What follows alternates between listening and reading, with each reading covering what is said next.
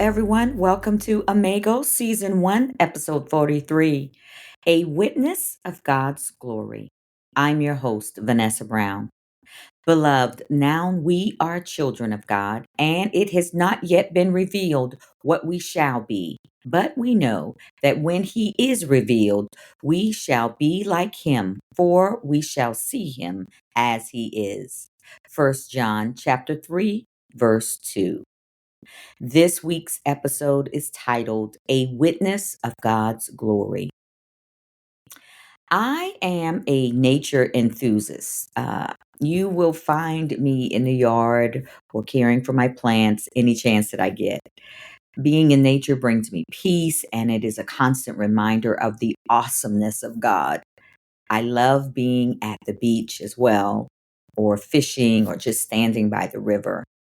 Generally, it is this wide expanse of water surrounding me that fascinates me and fascinates me about God. It reminds me of how small I am in the scheme of God's plan, yet it also makes me appreciate that out of all of the things that God has created, that He loves me. Last week on the Amago podcast, we learned that Jesus has given us glory. This glory is not something that we have to work for or something that we earn. It is a gift. He has given it to us. He said in John chapter 17, verse 22, that he gave us the glory that God gave him. Last week, we defined glory as this invisible attributes of God. It's God's essence. And this week, I want to continue our conversation by going a step further from using God's glory to build our self esteem or our confidence to using or knowing the glory of God and being a witness of God's glory. In Psalms chapter 19, David writes a beautiful hymn about the glory of God. He says that the heavens declare the glory of God. He specifically calls our attention to the sky. David notes that the sky constantly gushes out speech during the day and at night. Now, in human terms, the sky cannot literally speak, right? But David says that there is no way what the sky is saying cannot be heard. What the sky is saying goes out into all the earth, he declares. He tells us that God has made the sky as a tent for the sun.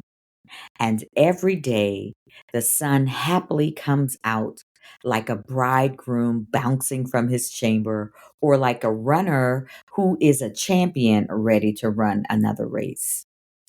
This imagery that David gives us helps us to understand and appreciate how nature glorifies God. See, the sun during the day glorifies God by providing covering for the sun, and the sun glorifying God by warming everything that is on the earth. Nothing can hide from it, David declares.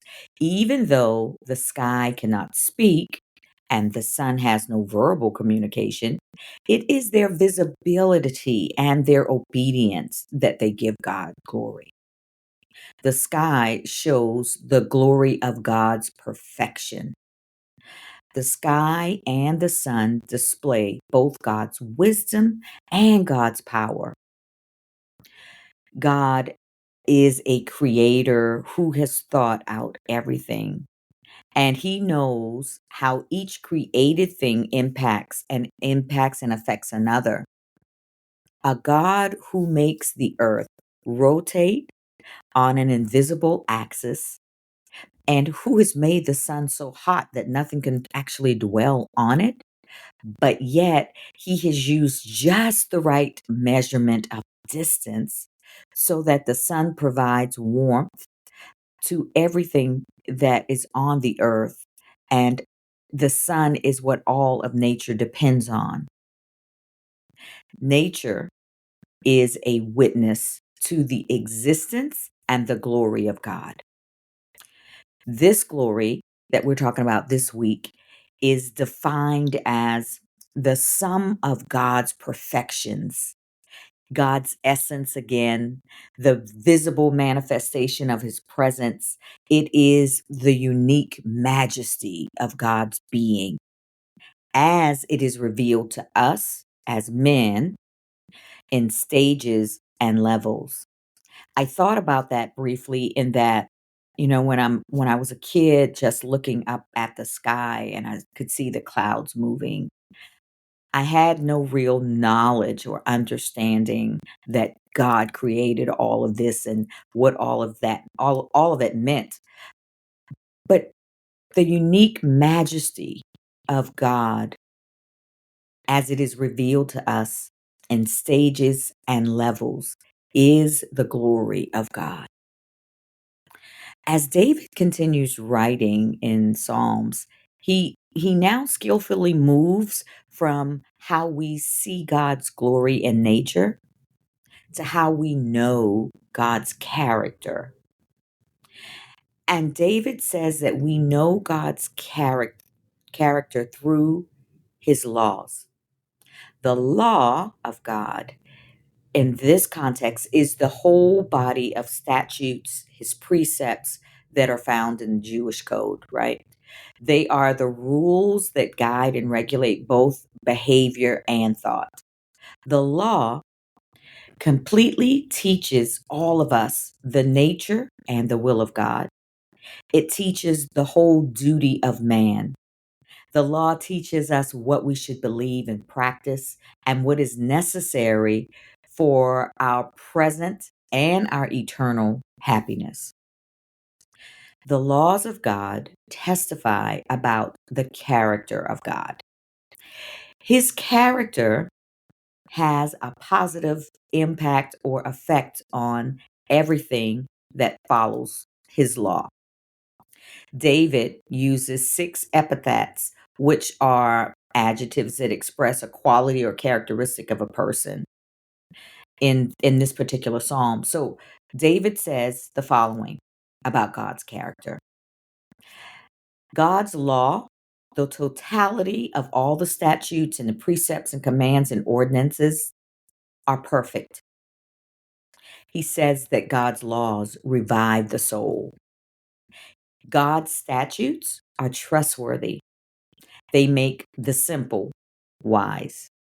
And in this context, simple is someone who could be basically like pulled in any direction, either towards good or evil. But he says that the statutes of God are trustworthy and they make the simple wise. His precepts are right. They provide joy to our heart. His commands are radiant, shining. They give light to our eyes. And the fear of the Lord is pure and lasts forever. His ordinances are righteous and they are sweet. So, from David's point of view, this is when we are acting as witnesses to God's glory. The question for me this evening is what happens when we don't recognize the glory of God through nature and through his law? If we turn our attentions to Romans 1 and 21, it tells us that for altogether they knew God. They neither glorified him as God nor gave thanks to him, but their thinking became futile and their foolish hearts were darkened. So, again, our question is what happens when we don't recognize the glory of God through nature or his law? The Apostle Paul tells us that God's anger is being revealed because God has made it plain to everyone who he is. The invisible qualities of God, his eternal power, his divine nature, his glory, they have been seen clearly and understood by what God has made.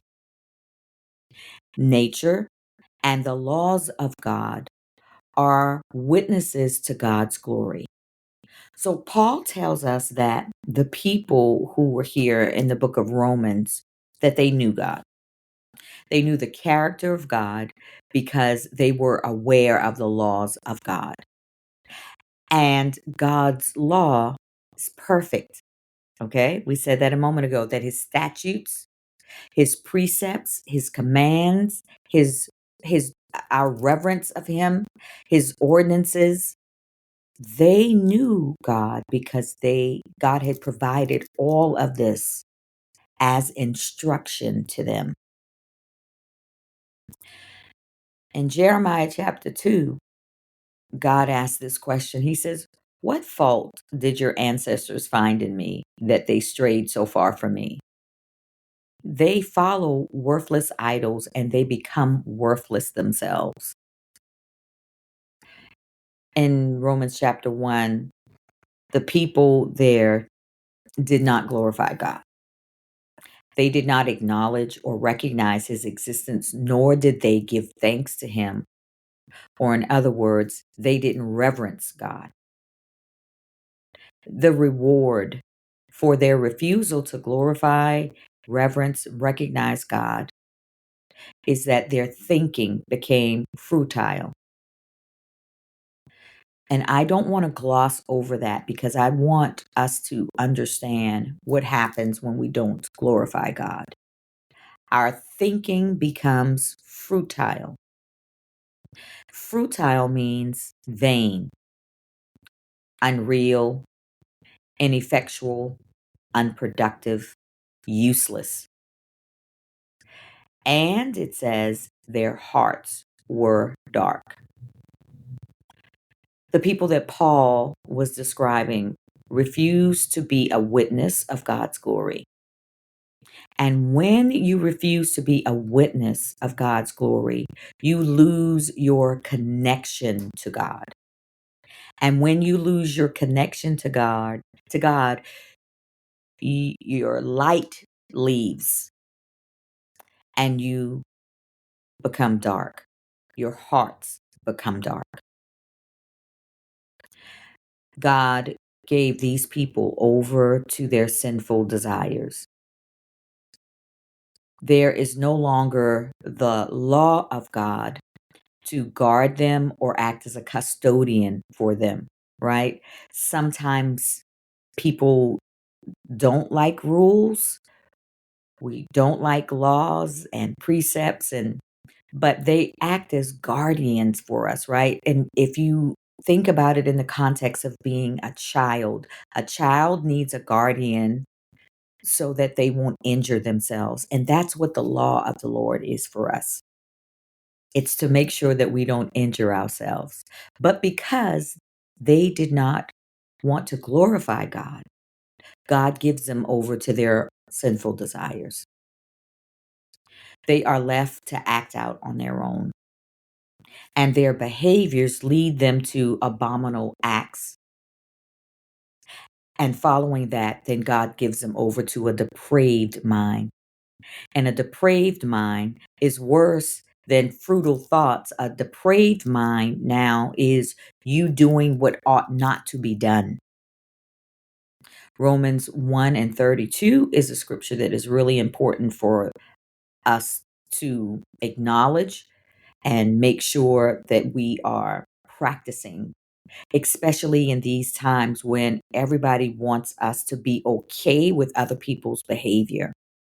But Romans 1 and 32 says, although they know God's righteous decrees, that those who do such things deserve death, they not only continue to do these very things, but they also approve of those who practice them. As Christians, we must understand that yes, we are to love everyone. But you should not be approving the practices of people who God has given over to their sinful desires and a depraved mind, because then you become depraved.